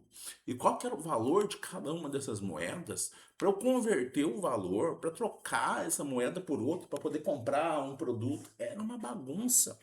Por isso, nessas feiras, né, começou a aparecer os cambistas. Quem que eram os cambistas? Trocavam moedas de diferentes feudos. Trocavam a moeda e emitiam título de crédito. Ó, eu troquei a moeda para você aqui, eu vou emitir um documento para você, um título de crédito. Você tem tanto de dinheiro aqui comigo, tá? E esses caras, devido à expansão dos seus negócios, os caras trocavam dinheiro, tinha dinheiro na mão, vou chegar ali na feira, não vou ficar andando com essa grana toda na mão, o que que eu vou fazer? Vou deixar depositado com um cambista, né? Esses caras, eles vão emprestando dinheiro também, né? Então, eu peguei dinheiro do cara aqui que deixa depositado comigo, tem outro cara aqui que precisa de dinheiro, vou emprestar dinheiro, vou cobrar um juro, depois vou fazer uma série de transações financeiras, eu vou me tornando banqueiro. Lógico que isso não é do dia para noite, né? Mas os cambistas que vão ser os caras que vão fazer essa troca de moedas ao longo do tempo, vão se transformando em banqueiros, vão se tornando pessoas muito ricas, geralmente pessoas ligadas, né, a judeus, tá? Por que judeus? Porque a usura, que era empréstimo de dinheiro a juros, era condenada pela Igreja Católica. A Igreja Católica via a usura como um pecado, a ganância, né? O pecado da ganância, da soberba, do enriquecimento, né? E a Igreja falava que era um roubo do tempo divino, tá? Como assim roubo do tempo divino? Olha só, eu emprestei R$ 1.000 de um camarada. Ele vai me cobrar 10% ao mês. Daqui a um mês eu vou lá pagar a dívida. A minha dívida é de R$ 1.000? Não. A minha dívida é de 1.100. Por quê? Porque está me cobrando 10% de juros, tá? Então eu não vou pagar só os R$ 1.000, vou pagar 1.100. Da onde que veio esse 100 a mais? Dos juros. Mas por que os juros? Pelo tempo que eu usei o dinheiro dele. Então ele está me cobrando pelo tempo. E o tempo pertence ao camarada? Não, o tempo pertence a Deus. Então quem cobra juros está roubando o tempo divino, ou está roubando Deus. E isso é pecado. Era o que a igreja explicava na época, tá? Agora, judeu não é católico, judeu não é cristão. A igreja pode proibir, dane-se que a igreja proíba, porque eu não sou cristão, né? Então tem uma outra religião. Tá? Os judeus eram proibidos de ter terras, né? Então os judeus foram se dedicando a atividades comercial, atividade bancária, eles foram se enriquecendo por conta disso, beleza? Entendido essa questão da usura, pessoal? É bastante importante também. Então aqui, né, as rotas comerciais e aqui as feiras, né, algumas representações de feiras medievais, tá? Só para vocês terem essa visualização, tá? Então, vamos lá. O que que eu disse? Né? O comércio, se eu sou um mercador medieval, eu vou atrás do quê? Eu vou atrás de um castelo, tá? Vou atrás de um castelo, vou atrás de um sede de bispado, vou atrás de uma vila, né? Porque eu tô atrás do quê? Eu tô atrás de uma clientela maior, tá? E eu vou atrás de proteção, tá? Então, eu vou atrás de burgos. O que que eram burgos? Eram locais fortificados, tá? Eram pequenas cidades, pequenos aglomerados. Então, o comércio vai se desenvolvendo, esses burgos, essas pequenas cidades, né, vão crescendo, tá? E as pessoas que vivem nos burgos, que, né, se dedicam basicamente ao comércio, atividades artesanais, se tornam a burguesia, as pessoas que vivem nos burgos. Então, o nome burguesia, posteriormente, que aqui ainda tá se referindo às pessoas que vivem nas cidades, né? As pessoas que vivem nos burgos, o nome burguesia vai começar a se, né, ser utilizado para comerciantes, para banqueiros, para pessoa que mexe com transações comerciais, transações financeiras, tá? Beleza, então vamos lá. Burgo, pequena cidade. Burgo, local fortificado. Burgo, sede de um bispado. Burgo, castelo de um senhor. Beleza? Burgo, castelo de um senhor. Então os burgos pertenciam a senhores feudais, que começavam a cobrar uma série de impostos das pessoas que viviam nesse local. Então, se eu sou um comerciante e quero vender meus produtos em determinado burgo, tem que pagar uma taxa para o senhor feudal. E isso começa a me prejudicar. Eu não quero ficar pagando taxa. Eu, artesão, eu, comerciante, eu, burguês, pessoa que vive no burgo, não quero ficar pagando por senhor feudal, tá? O senhor feudal, ele vai entender que a atividade militar do feudo dele lá. Ele não entende da atividade. É o outro mundo, é um outro universo mental. O comércio e a atividade de um nobre, né? Pode ser que alguns nobres consigam entender esse novo mundo que estava nascendo, mas a maioria não, tá? Então, o que acontece? Acontece que eu tinha muito conflito entre o senhor feudal e as pessoas que viviam nessas cidades. Portanto, essas cidades começaram a se organizar para buscar a sua emancipação política. E aí eu vou poder ter uma cidade que negociava com os senhores feudais e compravam a sua independência, compravam o direito de autogoverno.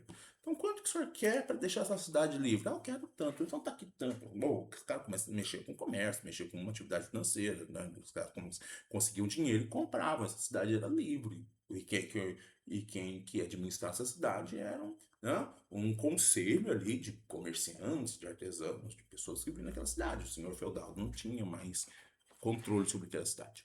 Tá? E se o senhor falar, "Ah, eu não quero vender, não, eu quero continuar cobrando impostos aí até o fim da vida, né? Então, pelo menos, em vez de dar para você o dinheiro que a gente, né, guardou aqui para comprar a nossa independência, vamos pagar um exército mercenário, vamos declarar guerra. Tá? Vamos fazer uma luta contra o senhor feudal, vamos vencer o senhor feudal. Vencido o senhor feudal, assina aqui que essa cidade é livre. Então eu vou ter a comuna. Tá? Então, quando eu tenho uma negociação com o senhor feudal e a compra dessa liberdade, eu tenho uma cidade franca, né? Eu tenho a carta da franquia, tá? Quando o senhor feudal não aceita a independência da cidade, né? A independência é conquistada através de revoltas armadas, de lutas contra o senhor feudal, né? Então as cidades contratam mercenários para lutar contra os senhores feudais, eu tenho uma comuna, tá?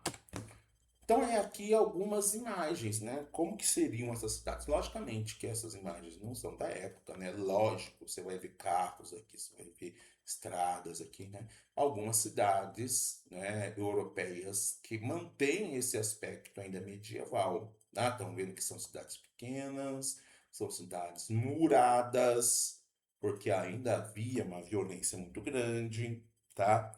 Sem exércitos ainda perambulavam pela Europa, já que a gente já fala um pouquinho disso daqui, e saquear uma cidade era uma forma de encontrar recursos para pagar, por exemplo, uma expedição militar mal sucedida, tá? Então aqui nós temos Cordes, na França, né? San Gimignano, né? Uma cidade muito famosa na Itália, muito famosa, muito bonita, né? San Gimignano, as torres da cidade, né? Vendo que Cordes aqui, né? Essa imagem aqui é num livro que eu tenho aqui em casa, né?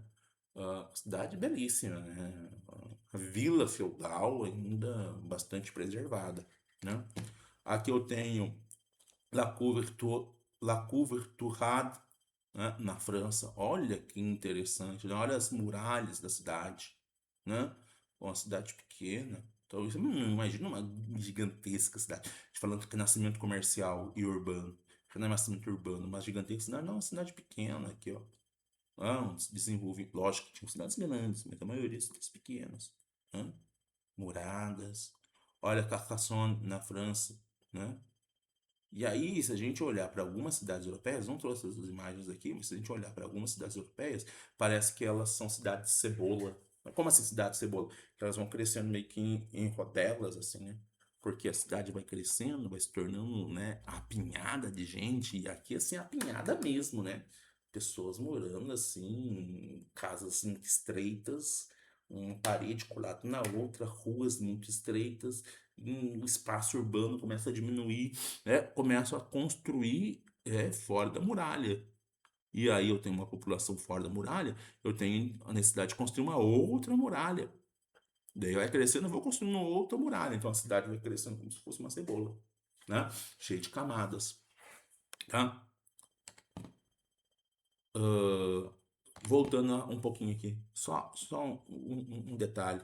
Cara, você acha que tinha saneamento básico nessas cidades? Lá no Império Romano tinha.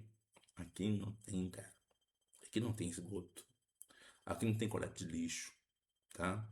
Aqui não tem policiamento. Até tem um certo policiamento, mas a violência na cidade era bastante, né, comum.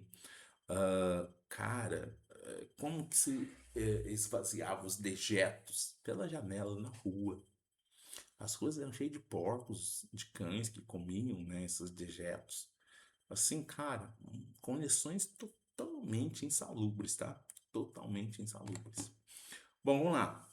Produção, tá? Então, a produção nas cidades. A produção vai ser uma produção artesanal, tá? Então, essas pessoas que vivem nessas cidades, olha aqui Carcassonne, olha aqui, né, cidades maiores, Saint-Gimignano, mesmo aqui, né, La Couverture, né, na França, ah, tem pessoas ali que precisam o quê? Pão, precisam o quê?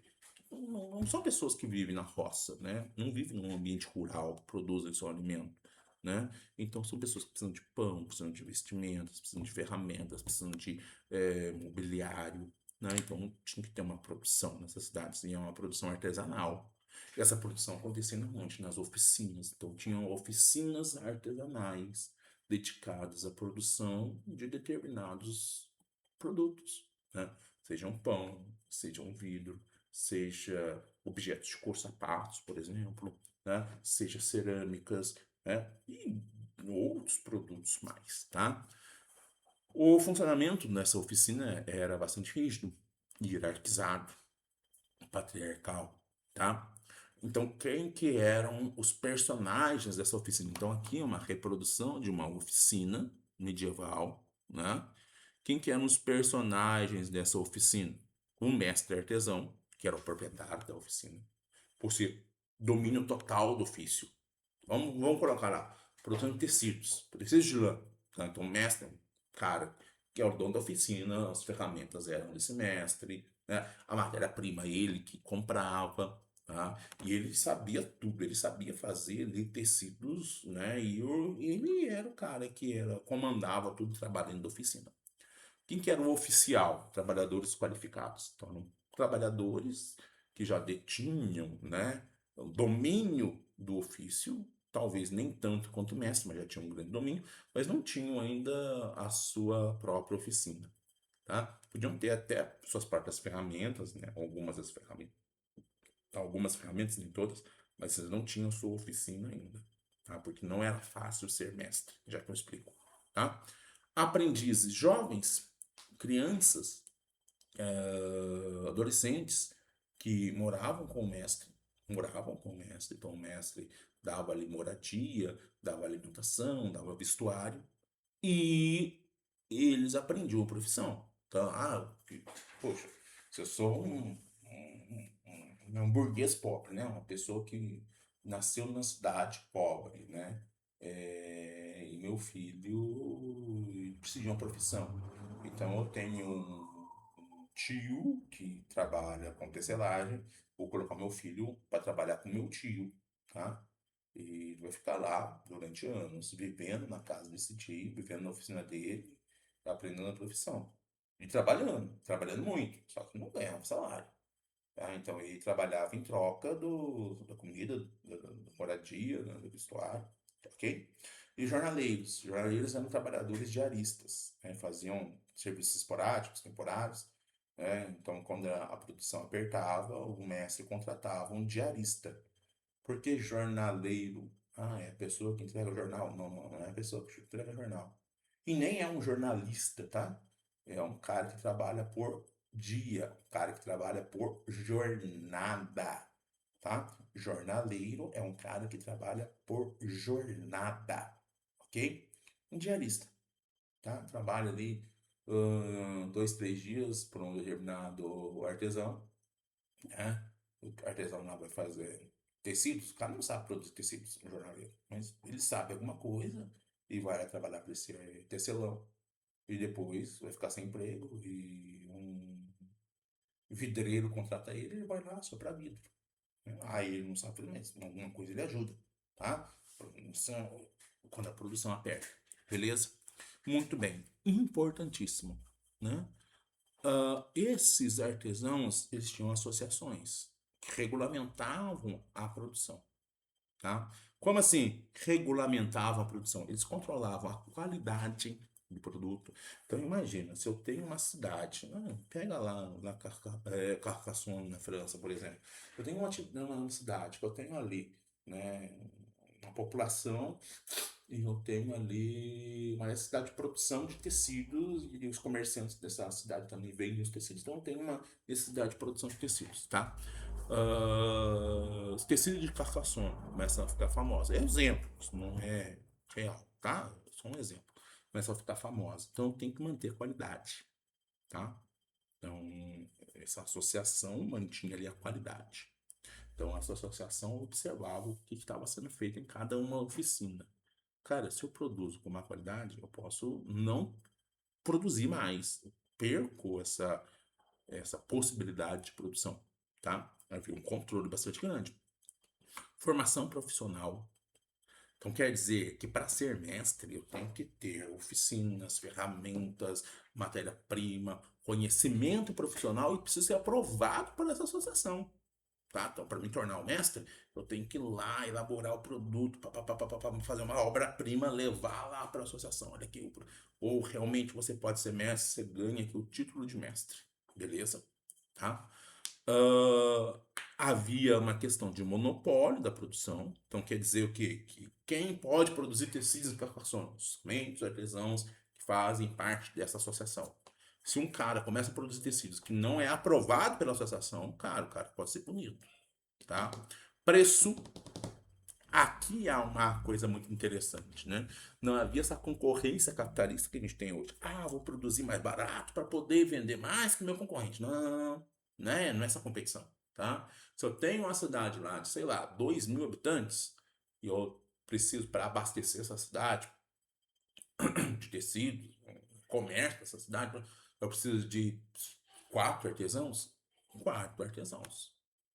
E não vai ter um vendendo mais que o outro, eles vão vender mais ou menos a mesma coisa, tá? Ok?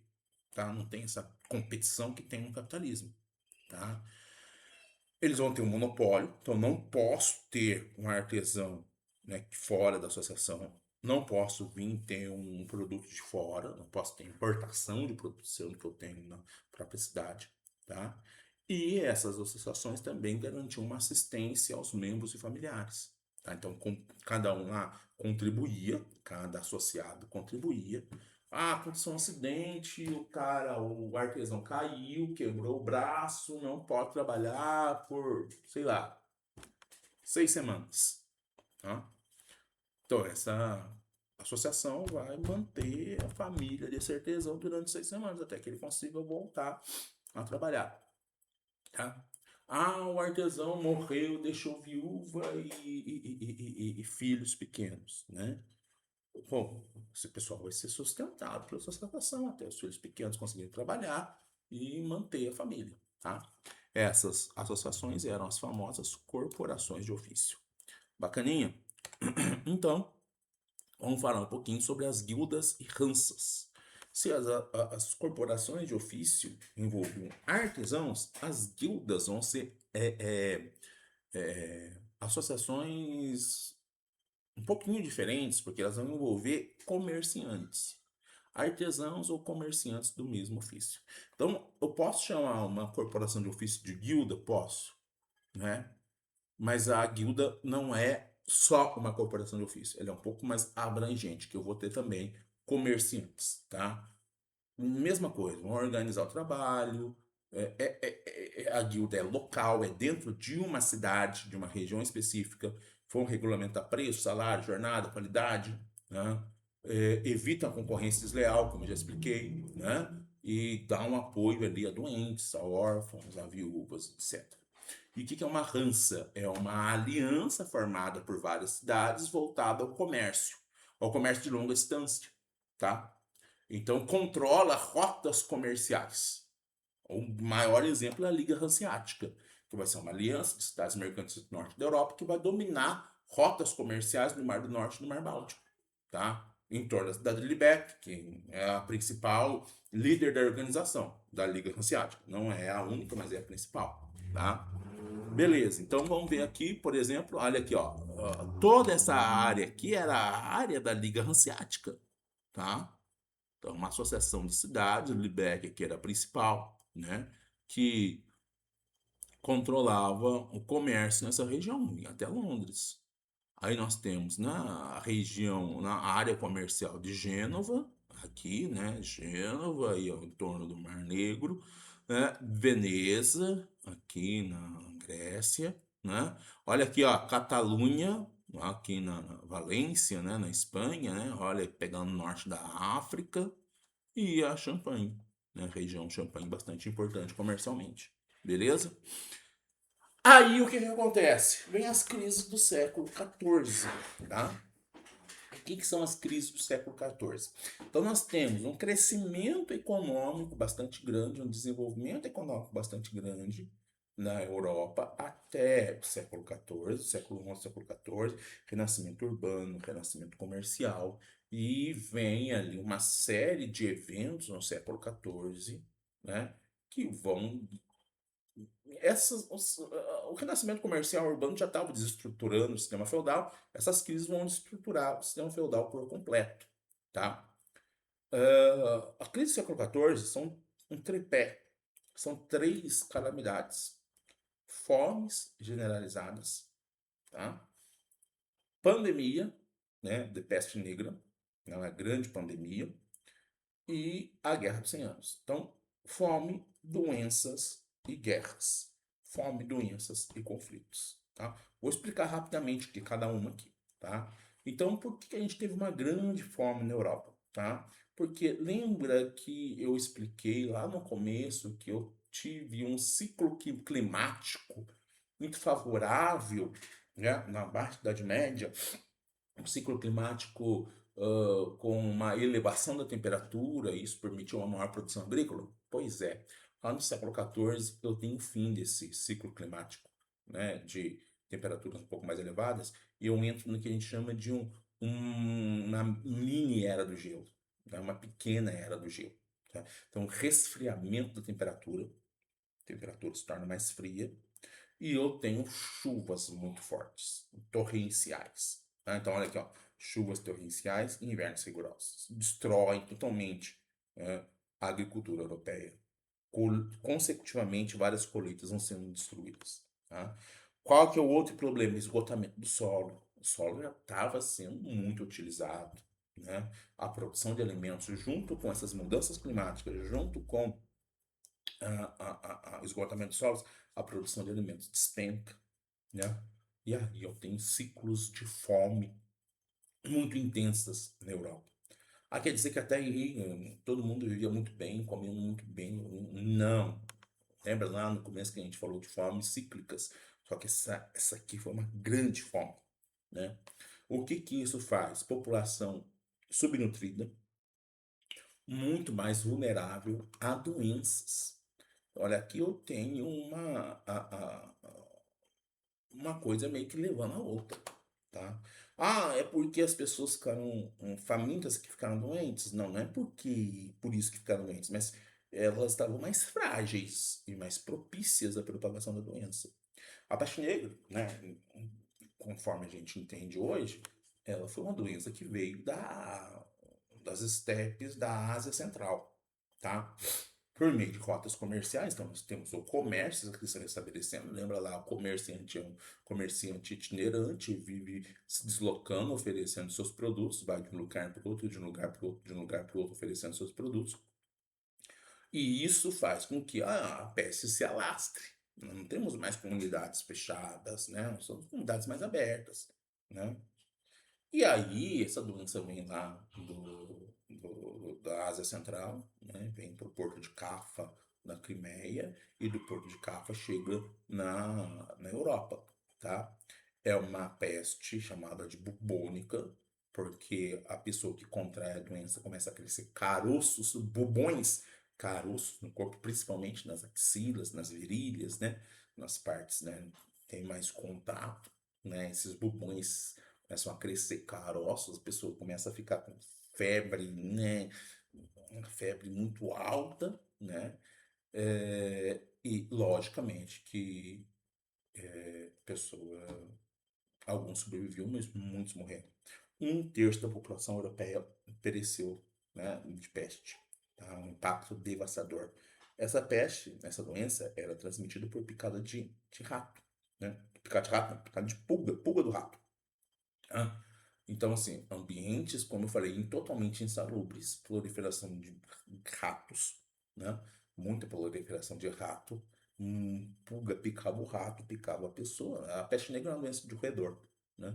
Picava a pessoa, transmitia. Também havia transmissão respiratória, né? Podia, através da respiração, ser contaminado. Daí era até pior, né? Mas a transmissão por picada de pulga, tá?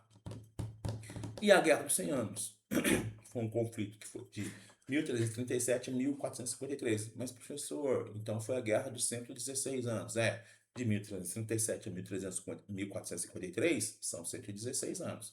Mas aí, para simplificar, Guerra dos 100 Anos. Tá? Ah, foram 100 anos de guerra? Ou melhor, foram 116 anos de guerra? Não. Teve muito período de paz, né? Então fizeram, durante esse período todo, fizeram acordos de paz, né? Houve períodos de paz, mas houve, então, uma série de conflitos, que a gente dá o nome de Guerra dos 100 Anos, uma série de conflitos entre Inglaterra e França, tá? Durante esse período, tá? Esses conflitos entre Inglaterra e França começaram por questões dinásticas. O rei inglês, ele era neto de um antigo rei francês, né? Ele era neto do Filipe o Belo, o Eduardo III da Inglaterra. Ele era neto do, por parte de mãe, tá? A mãe de Eduardo III era filha do Filipe o Belo, rei da Inglaterra, tá? E aí ele falou, não, eu tenho parentesco com os reis e eu quero o trono francês, tá?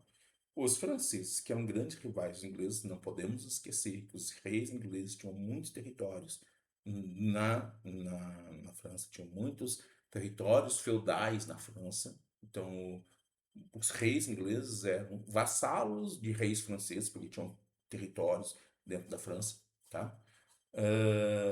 Os franceses não quiseram, eles foram lá na lei antiga da França, que é chamada de Lei Sálica, e nessa lei dizia que o trono não se transmitia, o poder real não se transmitia por linhagem feminina, então não deram o poder para o Eduardo III. Por quê? Porque ele se dizia herdeiro, porque a mãe dele, então pela linhagem feminina, não transmite o poder, então nós não vamos permitir com que você tome o poder. E aí o cara falou, não, eu sou o verdadeiro rei, eu vou invadir a França e vou conquistar o trono, tá? Não só por isso, mas também por causa da região da Flandres, né? Havia a intenção de controlar, né, essa região que era muito rica, a gente já viu, né, anteriormente que essa região era muito rica, muito importante, tá? Foram vários anos de batalha, foram vários anos de guerra. Durante a fase inicial, a Inglaterra leva melhor, né? Por uma série de questões que não cabe aqui, porque vai alongar muito essa aula que já está muito longa. A Inglaterra acaba tendo um destaque, a Inglaterra consegue, Henrique V na Inglaterra, né, consegue vitórias importantíssimas, como por exemplo na Batalha de Azincourt, e consegue um acordo com a França. Ele se casa com a princesa francesa e o acordo era que o filho deles iria herdar tanto o trono inglês quanto o trono francês. O Henrique V morre, né, ainda quando o filho era muito jovem. Os franceses não honram esse acordo, continuam as guerras e aparece a figura da Joana d'Arc. Joana d'Arc, que hoje é uma santa francesa, é uma camponesa que dizia que tinha visões com Jesus Cristo. E nessas visões, Jesus Cristo falava que ela tinha que expulsar os ingleses, né? O rei meio que desconfia, mas, pô, né? Vou colocar um pouco de soldado na mão dessa pessoa aqui, vamos ver o que que vai dar. E a Joana d'Arc consegue vencer algumas batalhas. Uma camponesa, não tem treinamento militar nenhum, né? Mas aquele, né? Vão pra cima porque Deus falou pra mim que eu vou derrotar, né? Aquela certeza da vitória. Ela consegue algumas vitórias importantes, né? Ela consegue derrotar o Circo de Orleans, né? E os franceses começam a acreditar na história dela. E impulsionados ali por essas vitórias e por essa ideia, né, de que Deus estava ao nosso lado, eles vão derrotando os franceses, os ingleses. Os ingleses conseguem capturar a Joana d'Arc, acusam ela de bruxaria, né, porque falava que tinha visões com Jesus Cristo, então não era difícil, né? E também por causa de todo o preconceito na época, né? Ela se tornou uma guerreira, então ela era uma mulher que se vestia de homem e tal. Então, por uma série de coisas, condenaram ela por bruxaria e queimaram ela na fogueira, tá? Ah, mas os ingleses venceram a guerra? Não, né? Muito devido a esse questão da Joana d'Arc, né? Uma guerreira, uma guerreira milagrosa, trouxe várias vitórias, isso mexeu com os brilhos dos franceses. Os franceses foram para cima e conseguiram vencer definitivamente a guerra, beleza? Bom, o que é importante? Mais importante que saber, né? Todos os detalhes, por exemplo, Guerra dos 100 anos, né? É bacana, não digo que não é, mas assim, né? Isso é mais curiosidade, né? Mas mais importante que essa curiosidade é entender as consequências, né? Então, essa crise, né? Fome, doença, guerras, trouxe mudanças muito importantes para a sociedade europeia naquele momento, né? Isso trouxe escassez de mão de obra. Certo? Por que escassez de mão de obra? Morreram na guerra, morreram de fome, morreram de peste. Um terço da população morreu. Então, se eu sou um senhor feudal, tenho lá 120 camponeses, eu passo a ter 90. Diminuiu. Então, se diminuiu, presta atenção, eram 120 camponeses que me pagavam suas obrigações. Eu tinha uma renda. Diminuiu o número de camponeses, diminuiu os meus rendimentos. Ah, então o que que eu vou fazer? Esses que sobreviveram, eu quero que vocês me dêem mais obrigações para manter os meus rendimentos. Não podemos nos esquecer que eu estou falando, eu acabei de falar, aliás, da Guerra dos 100 Anos. Lembra lá, quem arregimenta os exércitos é o rei, quem convoca é o rei. Mas quem que vai para a guerra são os senhores feudais. Inclusive se endividando para conseguir comida, equipamento, armamento para os seus soldados e levar esses soldados para a guerra. Se nós formos vitoriosos, eu posso lucrar com isso e eu posso pagar essa dívida. Se eu for derrotado, muito difícil, né? Muito difícil. Então, isso tudo faz com que senhores feudais endividados comecem a querer cobrar mais impostos, mais obrigações dos camponeses sobreviventes, que já eram menor número, que fazem com que eu tenha algumas revoltas, né? Revoltas camponesas, como a de Querry na França e a revolta de Wat Tyler na Inglaterra. Então, revoltas contra o domínio feudal, tá? Então, nós temos revoltas camponesas, temos endividamento por questão das guerras, e as cidades eram muradas, porque elas tinham que se proteger. Imagina um exército inglês perambulando na França, né? O que que eles mais queriam? Entrar numa cidade, né? Derrotar essa cidade e fazer o saque, né? Como que eles iam pagar os investimentos que eles fizeram, saqueando essas cidades, tá? Bom, então eu tenho um enfraquecimento do feudalismo, morte de servos, senhores tentando cobrar mais obrigações, os servos se revoltando, os servos vão começar a negociar com os seus senhores, vão substituir a servidão pelo trabalho assalariado. Ou vão arrendar as terras do senhor. Então, a gente arrenda a terra, a gente produz, a gente paga um arrendamento, né? Uma mudança já para um mundo mais mercantil, né? Então, eu tenho interesse, por exemplo, de criar ovelhas para pegar lã, para produzir tecidos, para vender esse tecido. Tá? Então, eu tenho alguns camponeses, não todos, alguns camponeses que vão tendo essa mentalidade mais capitalista, mais mercantil, vão arrendando as terras, vão lucrando em cima dessas terras e pagando arrendamento para o senhor. Tá? Senhor. Aí, uma posição cada vez mais enfraquecida. Então, o feudalismo vai se rompendo. Aquele sistema feudal vai se rompendo. Uma economia muito mais voltada para o mercado, né, e não para a subsistência. Né?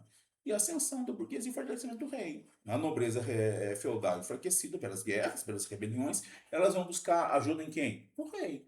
O rei vai conseguir centralizar o poder em suas mãos. Logicamente que a gente não pode se esquecer que durante esse processo nós vamos ter a formação das monarquias nacionais, que a gente vai ver em uma aula logo após essa.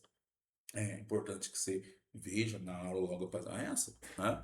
E a gente vai ver que os reis vão começar a formar seus exércitos, os exércitos nacionais. Então, se o monarca, se o senhor feudal começa a enfraquecer, né, até mesmo pelas guerras, rebeliões, né, os camponeses vão percebendo isso, enfraquecimento dos senhores feudais, vão fazendo rebeliões, vão tentando, né, negociar com os senhores melhores condições de trabalho, melhores condições dentro do feudo. Os nobres vão se recorrer a quem?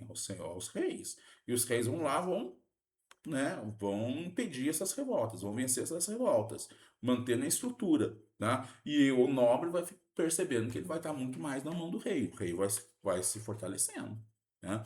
Então o nobre vai percebendo que para manter os seus privilégios vai ter que aceitar o domínio desse rei, então vai se submeter a esse rei. Belezinha? Então nós acabamos por aqui. Vamos voltar rapidamente. Opa, aqui para mim, tá? Deixa eu ver aqui. Nossa, quase 2 horas, né, de aula. Então, acho que conseguimos explicar bastante bem aí esse período da Baixa Idade Média. Assista esse vídeo. Qualquer coisa, qualquer dúvida, entre em contato comigo. Belezinha? Abraço aí para vocês. Até a próxima.